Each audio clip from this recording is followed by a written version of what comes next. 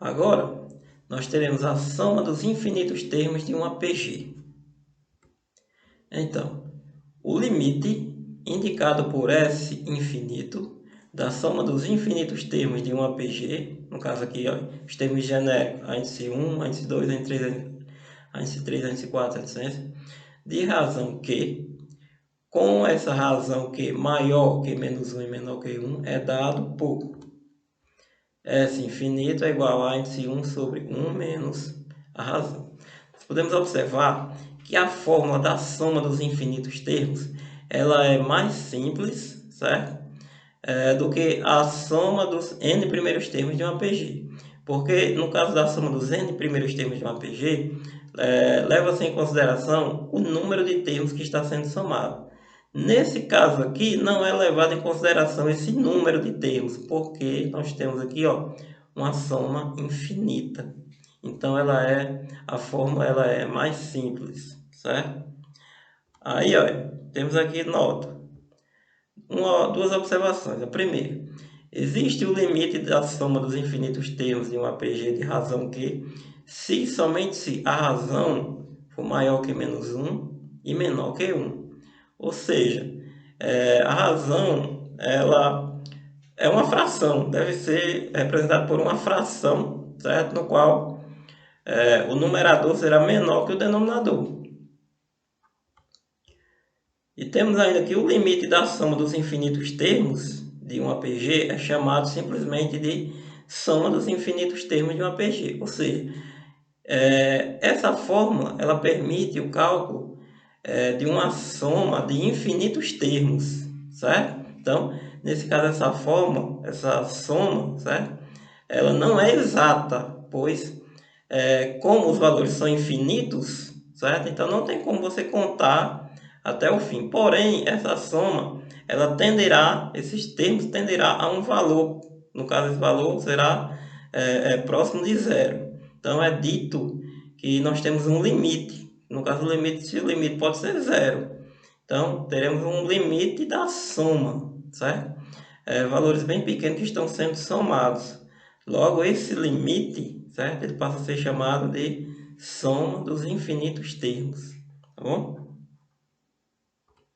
Vamos ver aqui como exemplo, para tentar entender principalmente esse segundo ponto aqui, ó.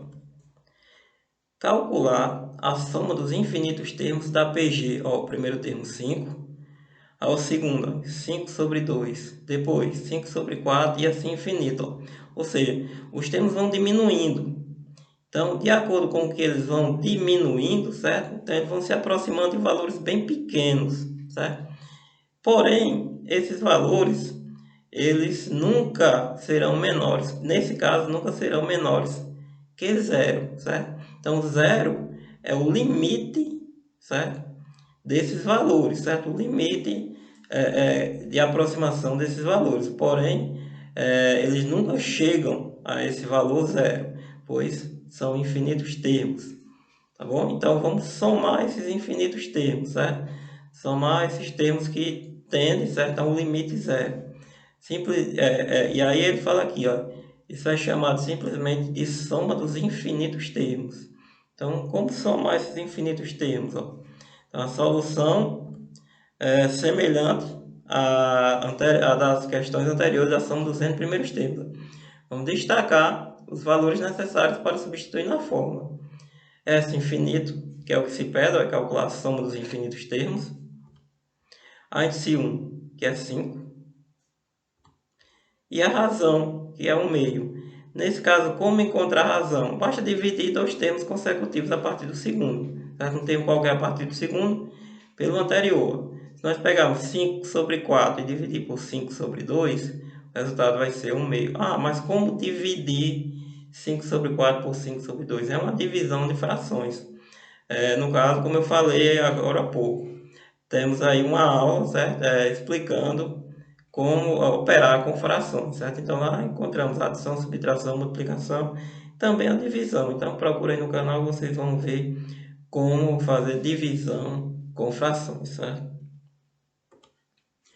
Aí aqui, ó, vamos agora fazer substituição. Repetimos aí a fórmula.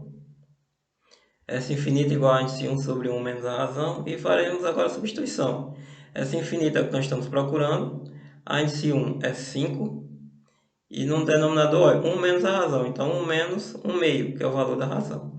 Então primeiro vamos aqui, operar o denominador 1 menos 1 meio. Então no caso aqui 1 meio menos que meio. Então 1 menos meio, ou seja, 1 menos só a metade, certo? Então vai ficar apenas a metade. E aí vamos dividir aqui, 5 por 1 meio. Então o 5 não tem denominador, quer dizer que o seu denominador é 1. Então divisão de frações, mesma coisa que eu falei aqui. Então repete a primeira e multiplica pelo inverso da segunda. A segunda é 1 meio, o inverso fica 2 sobre 1. Quando multiplicarmos aqui, é multiplicação de frações. 5 vezes 2, 10 e 1 vezes 1 é 1. Por fim, 10 dividido por 1 dá 10. Bom, eu espero que vocês tenham gostado, mas hashtag fiquem em casa.